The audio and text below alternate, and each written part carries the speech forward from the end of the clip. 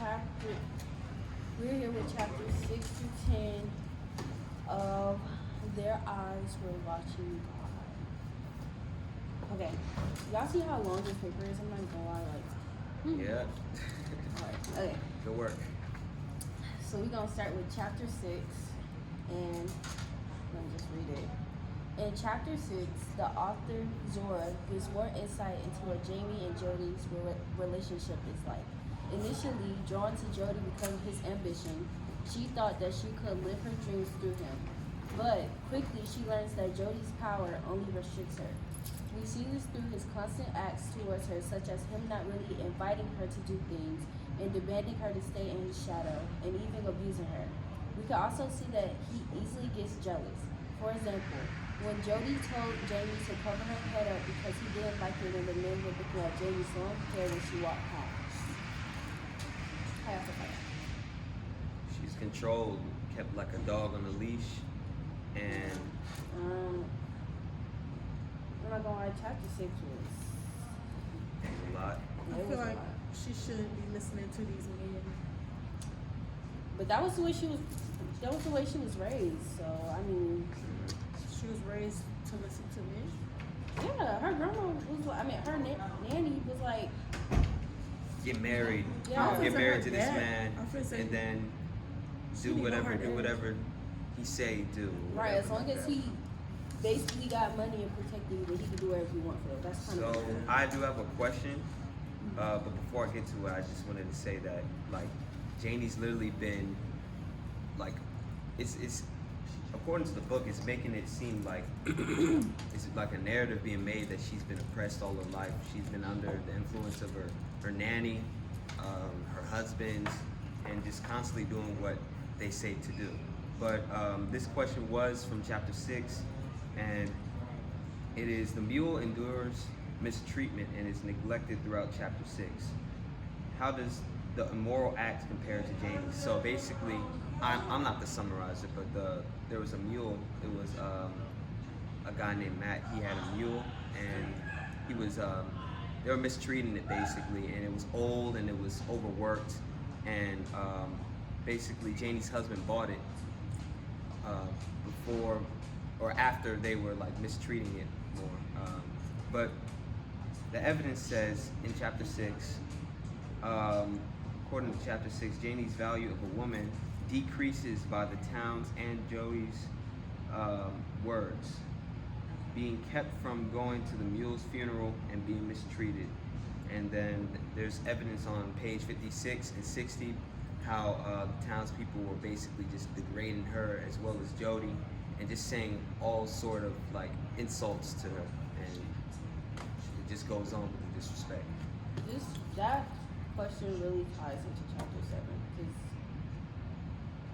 like chapter 7 was wild. Like literally, like I feel like this is the one chapter where I was really like locked in reading it because it was just so crazy. Like I was over here thinking the whole time, like me personally, I would not go for that. But it's like that's just me. So. Not in that time and age. Oh yeah, back then, you know, she was going for it, most definitely. Yeah. But I'm saying right now, look, let some man hit me, I'm gonna get scrapped. You got 7? Oh yeah. Oh, I got all of them. I think. Yeah. Okay, this was a lot. So it's 12:01. It's 12-1. Thank you. Okay. In chapter 7, Jamie, oh, also side note, I've accidentally been writing Jamie this whole time instead of saying Jenny. Janie. So, my fault for that. Janie grows more and more defeated. She submits to Jody's acts. She considers running away but doubts that she can find refuge anywhere, feeling that she has grown unattractive. Janie notices that Jody begins to look quite old. His body bulges and sags, and he has trouble moving. Jody is aware of this physical change. Oh Lord. Jody is aware of this physical change and pesters Janie about it as well. He does this as a tactic to get Janie, like I said, y'all, my fault. Jamie to worry about her physical image and ignore his. Jody's body keeps deteriorating, and as a result, his verbal abuse becomes more frequent and vicious. One day, Janie makes a clumsy mistake while cutting a plug of tobacco for a customer. Jody begins to berate her in front of the crowd, not only mocking her but also insulting her looks. Janie can't take it anymore and releases the pent-up anger she has. She insults his sagging body until he looks like the change of life when naked. The force of the insult stuns the men on the porch. His reputation in the town is diminished and his power has vanished. Jody feels embarrassed. He lashes out in a blind rage and hits Janie and drives her away from the store. So it's like a flame that started at the start, chapter 6 or whatever. It's just getting hotter and hotter and hotter. When they threw that flame, Basically. what that thought was so called when you throw that flame stuff, it makes a fire. Because her husband, liquid he's getting more and more impatient. So, I have a question from that same chapter. How does Janie standing up for herself indicate the inevitable end to her marriage? And the text states, a big laugh started off in the store. Janie took the middle of the floor to talk right to Jody, and that was something that hadn't been done before. Jody won't tolerate any indication of rebellion to his oppression and sovereignty over Janie. How would y'all feel if y'all body started to bulge and sag? I feel like I'll be a little mean too. I'm not going. Oh God, like if I'm saying you and you like you still look good, I was like, Yeah. bro. Like I'm not gonna lie. I'll You're be a little ugly. hateful myself. Oh, that's what Peach's mom had did. You know, have you seen not Peaches? Precious. Oh yeah. You seen Precious? Yeah. That's what her mom had did. Yeah. Me personally, I would have been one hateful person if I'm not gonna say that, but yeah, just know that would have been good. In chapter 8, Jody moves into another room in the house. His health, I said Jody, right? Okay. Jody moves into another room in the house. His health continues to deteriorate and he grows desperate, consulting with quacks. And I didn't know what quacks mean, but I'm assuming they're like what people would assume witchcraft people are. So that's what I assume quacks are. Consulting with quacks who promise miracle cures. He avoids contact with Janie and stops eating her cooking, which is trifling. Oh, Janie God. learns from Phoebe that there is a rumor going around that she is trying to poison Jody. Janie gets a doctor to look at Jody, and the doctor says that his kidneys have stopped working and that he will soon die. Janie begins to pity Jody and wants to see him because you know that's her husband. She knew him for like 20 years. Like, come on. It's a long time. Exactly. She goes into his room, and at first the convo is distant, but soon transforms into an argument. She tells him that he is dying. Jody breaks down and tells her not to tell him such things. They argue some more until Jody suddenly dies. Like that's so I'm sorry. She goes up to a mirror and takes off her headscarf until she realizes that she has to appear mournful, to which she screams out the window that Jody has died. That's so crazy. My girl did not give a F. Okay? I'm sorry, but when they was arguing and like he suddenly died, I was like, Exactly like. How you gonna die mid argument? I can't get my point. that's across. disrespectful. Like you got the last word and just go die. Like, Yeah, I'm finna die too, so we can continue arguing. It's crazy. But then it's like, it's the fact that like she didn't even feel not a lick of sad. The first thing she did was go up to the mirror and take the heads off. Like, dang, like, oh, you know, all right. You're not gonna tell me to come on Meyer no more. Like, for real. You got a question that go in chapter 8? No, but I have 2 more. So as we go on, I'll read. Okay. So, chapter 9, we get a small look into Jody's funeral. We can see that people around Janie are sad and distraught at the sudden passing of Jody. But unlike the masses, Janie is actually not sad nor distraught at the sudden passing of her ex-lover. In fact, she is quite relieved that he is no longer with them. And I added a little side note, because I forgot to write down. It says, but she has to keep a sad face for the world because it's literally a funeral. You can't be like all happy and joyful at the funeral. Because I'm happy. Exactly. Like you can't be doing that at a funeral now. No, sorry, never mind. And it says in the passage, it says, nor did the things of death reach inside to disturb her calm, which I feel needs to be added because it really just shows how much like she did not care about this man dying. Like she did not care about this man dying. It's so true. And so after the funeral, Janie went and wore one long waist-length braid and burned all her head rags.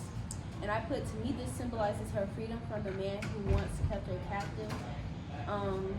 She also admits to hating the old woman, aka the nanny, for twisting her in the name of love. And just in case y'all don't get that, I put on the side, she hates Nanny for the values that Nanny raised her with. Dang. Basically, like, because Nanny ain't have no good, like, morals for real. Like, it was really just like, She was like get a raised rich in man. different times. Yeah, like, get a rich man and just, like, But keep the rich man. No rich matter. men be sour men. It's hard though when Nanny's all she had. I mean, Exactly, like, all the people around her just, like, dying. Like, it's ridiculous. No. But yeah, Just sorry. I don't know why this chapter made me a little sad. Chapter 9 made me a little sad. I have a question for. How does Janie perceive her husband's death? And you already answered it. She Yeah. does not care. Oh, But she does. is she emotionally affected? And then my answer was, Janie seems to be unbothered of Joe's death.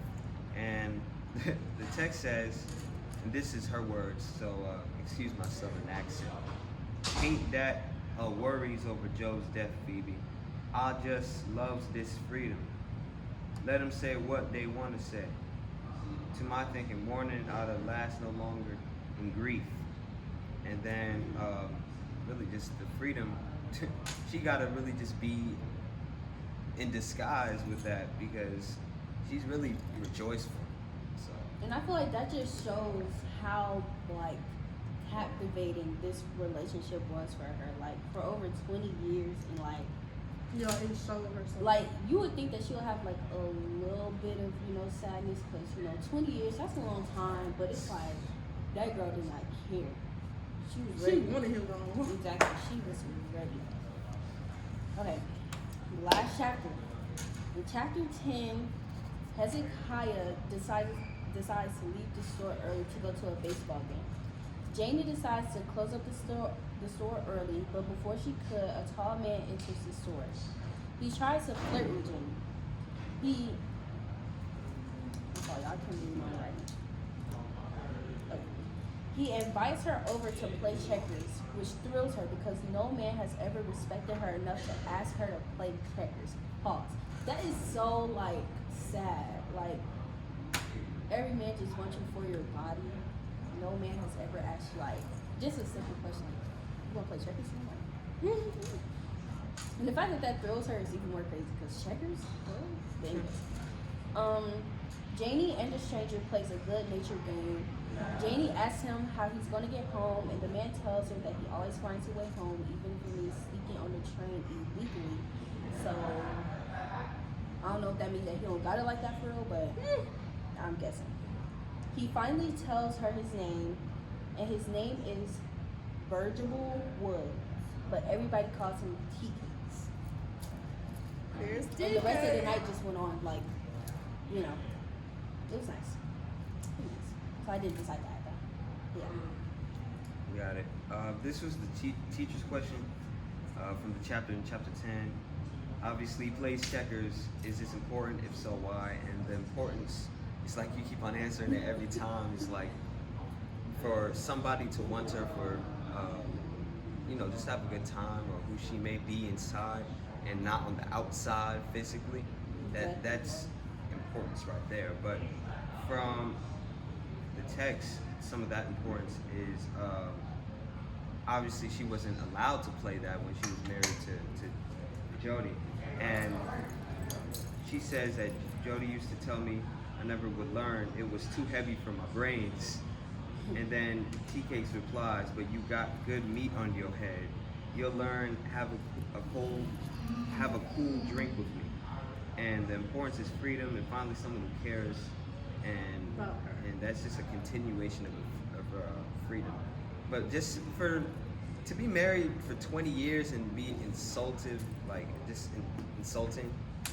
But can I say like the thing about like because we already know what's gonna happen to TK, bro, she can't get a break. Like she's just not lucky at all. Like Yeah, all her she's men- just unfortunate. Like yeah. But she was, yeah, because didn't her mom get her raped mom got to raped. have- like, she just didn't Like have it. her nanny got raped, and that's why she had her mom, and then her mom got raped, and then that's why she had. Like, she wasn't going to have it good anyway. There was going to be some struggle. Already And I just, a serious and unfortunate things. I don't know, that's just so sad. Like, she just wants somebody to love her. I was gonna say whoever wrote this got to be kind of like they had to be going through it. Yeah, What they time? have to have a little trauma. Yeah. 12, 13, 14. Okay. So Maybe you want to do getting the... close. Yeah, we got to do it now. I think we're getting real close to it. So this was our drawing right here, and it's chains or handcuffs that are broken, and these are Janie's arms, and the context is breaking from the chains of her husband after his death.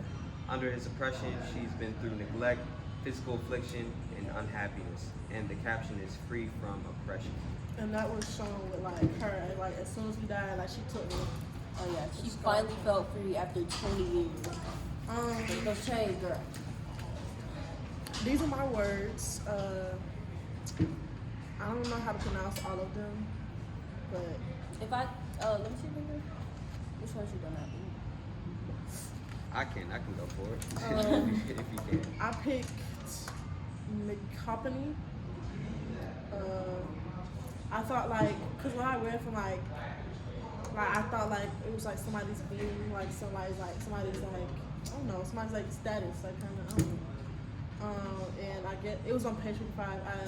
The dictionary definition basically said like high of chief. So, like, chief status, like, high power? Yeah, I guess that's what my next one was discomfiture. I put being embarrassed, so it's kind of like in context. There's like a feeling of unease or awkwardness. I also picked lonesomeness, and I always kind of knew what that word meant. I picked feeling like alone. It was like a disposition towards being alone. Loner. I don't know what Catholicism. Catholicism. Oh, okay, It means an extremely old, long-lived man. Yeah. For your best guess, you could have said something like ancient or something like Greek or something. Oh, you're right. Catholicism. You're right. And then my last word was scornful. And my best guess was expressing a disliking. I kind of already had an idea, because I know people who's scornful, but I put like expressing a disliking. It was like feeling or expressing contempt. So, Let me check the time real quick. See if hopefully we're over, so I can trim it a little bit. yeah. This was chapter 6 through 10 of Their Eyes Were Watching God. See us for our last literature circle. I'm gonna start crying, bro. I'm just but yeah. Hope you guys enjoyed it. Chapter 6 through 10. We did our drawing, question, summary, vocabulary words. And honestly, did y'all have any final thoughts for like the 5 chapters that we just read? I just feel like Jody just needs to like be not Jody. Jody Why needs y'all to, just let me sit right here and say because no, he needs to just lay down and stay down. Oh yeah, Basically. I mean he definitely said that. Goodbye and good riddance. If you get basically. back up, that's But the walking Janie, dead. you meant? What I meant, Jamie just really needs some time to like be by herself. I feel like her hopping from like these different men and she's just trying to find love and she's just not finding the right love. Right. Yeah, she's attracting no one. Yeah, so I just feel like she could just calm down a little bit, slow the roll. You know, men gonna be around forever. For real. But I mean, it's too late now. She already got two cases.